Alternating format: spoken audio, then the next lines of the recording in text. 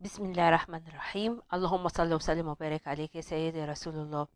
يا صباح الخير يا صباح الهنا، ازيكم حبايبي؟ عاملين ايه؟ معاكم مطبخي من عدل للطبخ والحلويات. والنهارده هعمل معاكم الروتين بتاعي بتاع كل شهر، زي اللي احنا بننضف الغساله اللي هي فوق اوتوماتيك، ونفس الكلام بيتطبق على الغساله الاوتوماتيك. ونقول بسم الله الرحمن الرحيم ونتوكل على الله. شويه نصايح كده للغسالات، ويلا تعالوا نشوف ازاي تنظيف الغسالة، وازاي النصايح اللي انا بديها لكم لتنظيف الغسالة. يلا بينا.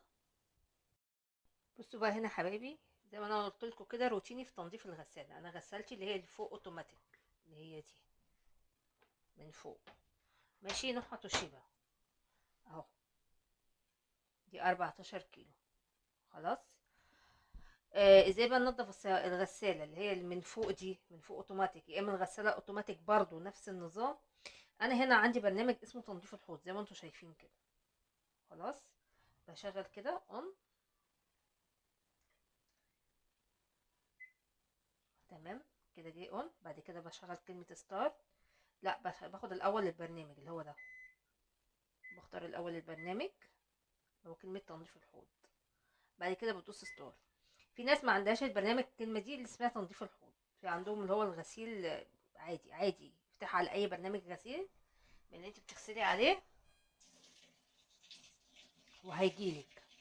بس انا مش هسحب المية عشان انا عندي هنا غسالتي بتدخل مية باردة، ما عنديش اللي هي الوصلة السخنة.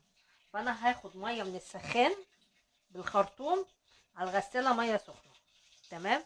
لازم لما تيجي تنضفي الغسالة بمية سخنة. وهنحط كمان المكونين اللي احنا هنحطهم معاهم. الخل ده خل سايب اهو. ده خل سايب، ده بيتجاب من عند السرجة، يا اما بيتجاب من عند بتاع صابون هنا في اسكندرية، في بتوع صابون بيبيعوه وفي سرجة. يا اما هاتي ازازة خل عادية لو ما لقيتيش خل سايب. ودول ب5 جنيه. ملح ليمون بس، مش هحتاج تاني حاجة تاني زيادة في تنظيف الغسالة. والدورة دي لازم تعمليها كل شهر للغسالة، بتحافظ على عمر غسالتك وبتنضف لك كل الشوائب اللي في الغسالة وكل حاجة. انا كده سحبت مية شوية، نوقف. لا لسه شوية كمان. بصوا بقى، انا بخلي الغسالة تسحب مية شوية حبة صغيرين، بعد كده بروح بكمل لها من ال بروح بكمل لها على طول من مية السخان. احنا كده خليها كده اهو عشان تشوفوا بس ايه انا بعمل ايه. بصوا ادينك اهو شايفين، انا بملى اهو الغساله بخرطوم ميه سخنه. ماشي، ده من السخان عشان انا ما عنديش وصله السخن هنا في الغساله. جوزي لما عملها لي وصله اوتوماتيك، مش عملها لي وصله فوق اوتوماتيك. تمام. هجيب بقى ايه؟ دول حبه ملح ليمون اللي احنا قلنا عليهم ب5 جنيه من عند العطار. هو ده اللي هينضف لك الغساله، هو والخل.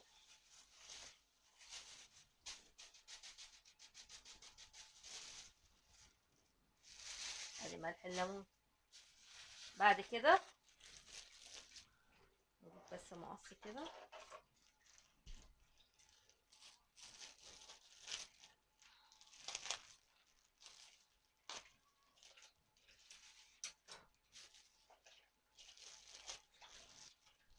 هنزل بالكيلو الخل كله.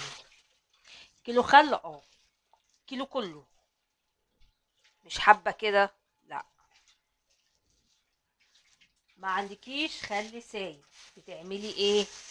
بجيب ازازة الخل كلها وتفضيها في قلب الغسالة. يبقى ب5 جنيه ملح ليمون عند العطار، كيس الخل كله يتحط في الغسالة. ماشي. ما تستكتريش الكمية. هو كده صح. بس بغسل ايدي بس ثواني كده. يعني خلاص. اخلي بقى الغسالة تتملي، وبعد كده بقى حطيت التشغيل. يا جماعة انا في حاجة كمان عايزة اقولها لكم، ان اللي عنده غساله فوق الاوتوماتيك نفس الكلام وشغال السخان اللي هو بتاع الغساله اللي فوق اوتوماتيك. اللي عنده وصلة سخن وبارد نفس الكلام وشغال الناحيه السخنه. شغال هنا اهوت، في هنا في البرامج كلمه هوت اللي هو السخن ده اهو. شايفينه؟ دوت بتاخديه ان هوت من كلمه درجه الحراره. انا هنا عشان ما عنديش ميه سخنه، ما عنديش اللي هي الوصله السخنه، طبعا ما بشغلش البرنامج ده. لكن اللي عنده لا، اشتغلي بالبرنامج دوت على طول. حط ميه سخنه، ما تعمليش نفس الحوار اللي انا بعمله بالخرطوم وقف الغساله وعشان اسحب لها ميه. تمام. يعني انا بس كده ايه، حبيت اعرفكم حاجه. واللي عنده الاوتوماتيك نفس الحوار، ملح ليمون وخل احسن حاجه. او انا غسالتي انت شايفينها هنا من بره نظيفه، صح؟ بس من جوه في بلاوي، انت طبعا مش شايفه البلاوي اللي جوه دي، ومحدش شايف البلاوي جوه دي. الدورة دي نظافة كل شهر. كل شهر تعملي النظافة دي، الدورة دي للغسالة. بتحافظ لك على عمر غسالتك، بتنضف لك غسالتك من جوه، مبقاش في اي شوائب كده وانت بتغسلي الهدوم. تبقى هدومك نظيفة وريحتها حلوة. ساعات كده بتطلعي الهدوم من الغسالة وريحتها مكمكمة. طب ايه الكمكمة دي من ايه؟ عشان غسالتك اصلا مش نظيفة. فهمتوا؟ في شوائب، في اوساخ من جوه. مش هنا خرام اهي شايفينها؟ الخرام دي وراها بلاوي. احنا بقى بننضف البلاوي اللي ورا الاخرام دي. تمام. بصوا بقى كده حبايبي، بعد اهو هنطلق لغايه المستوى ده اهو، عشان تشوفوا بس. بتملوا الغساله. تمام. اللي بقى عندهم اوتوماتيك، لا، البرنامج بتاعك ياخد من الاول للاخر وتشغلي السخان على اعلى درجه حراره، وتعملي بيه دورة الخل مع الليمون. اللي ما عندهمش اوتوماتيك، اللي عندهم غسالة من فوق، يعملوا كده زيي. اللي ما عندهمش وصلة سخن وبارد برضو يعملوا كده زيي. ايه تاني؟ نقفل كده بس الغسالة. هبتدي بقى على زرار ستارت ده، وابتدي بقى اكمل البرنامج عادي. ماشي. هيبتدي بقى يلف بقى من جوه، والغسالة بقى تنضف وهتبقى زي القشطة. بعد كده بقى اغسلي غسيلك عليها عادي، مش نفس اليوم.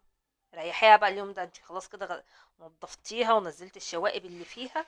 بعد كده بتاخدي لها دورة مية عادية جدا، من غير غسيل، من غير اي حاجة. برنامج بتشغليها مثلا، انت عملتي الدورة دي بالليل، دورة الخل بالليل، تشغليها على الفاضي من غير ما تحطي غسيل، من غير مسحوق، من غير غسيل. دورة مية عادية، بحيث برضو ان لو في اي شوائب، اي حاجة تنزل من مكان الخل والليمون. بعد كده تاني يوم بقى اغسلي عليها عادي. فهمتوا بقى تعملوا ايه؟ يعني الصبح انا هو بعمل دورة الخل، اجي على بالليل او بعدها بساعتين كده 3، اروح بقى ايه، مش هخليها بقى تاخد دورة غسيل عادي، بس من غير ما احط غسيلي، من غير ما احط مسحوقي. تمام. عشان اي شوائب كمان جواها كمان تنزل. مش عايزين بقى شوائب خلاص، واي حاجة كده تنزل. بعد كده تاني يوم بغسل غسيلي عادي، وتفرجي على غسيلك زي القشطة زي الفل. في ناس بقى بتسألني بتقولي هي حلوة في النظافة؟ نظافتها يا حبيبتي زيها زي الاوتوماتيك، مفيش فرق. ان دي من فوق بتفتحيها بتوقفيها عشان خاطر تغسلي فيها، وان التانية بس من تحت بس ما بتعرفيش توقفيها. ادي كل الحوار ما بينهم في النظافة زي بعض. ايه احسن حاجة في النظافة؟ الغسالة العادية بتاعت زمان بتاعتنا، والغسالة النص اوتوماتيك. احسن حاجة في نظافة الغسيل. انا ساعات دي ما بتعجبنيش نظافتها، بطلع الغسالة العادية اروح بغسل عليها الابيض، عشان تبقى بروح بقى ايه، عصر على دي. يعني بعد ما اخلص غسيل على غسالة عادية، راح بقى ايه، عصر على دي.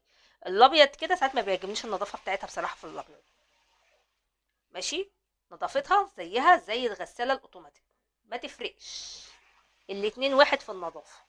عشان العرايس الجداد اللي بيجهزوا لو سألوا، ادينا اهو بعرفك. فرق ان التانية من تحت ودي من فوق، دي بتوقفيها في الغسيل، والتانية لا، ما بتعرفيش توقفيها في الغسيل. ادي بس الفرق. دي كميتها ممكن تغسلي فيها بطانية، التانية دلوقتي بقى في منها انك تغسلي فيها بطانية، بقى في عدد كيلوهات اكتر. عشان انا كنت جايباها بقالي كام سنة دي. تمام. يلا بقى خليها بقى تخلص الدورة بتاعتها، وبعد كده بقى نشوف هنعمل.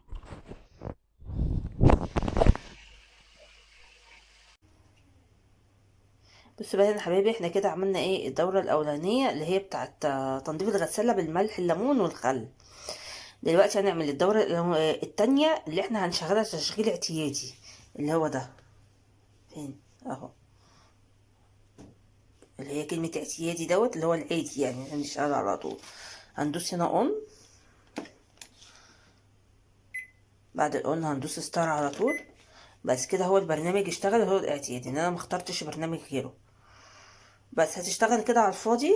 انا مشغلها ثواني بس كده قبل ما تشتغل اهو. اشغلها كده على الفاضي من غير ما احط فيها اي غسيل ولا اي مسحوق، حتى المسحوق هنا فاضي. كده اهوت. هروح بقى مشغلاها عشان خاطر ايه تعمل بقى تنزل كل اللي فيها. الملح الليمون بقى مكان ملح الليمون، ومكان الخل اللي كان فيها وكل حاجة تنزل بقى، كل ده هينزل. تمام. يلا بقى سلام.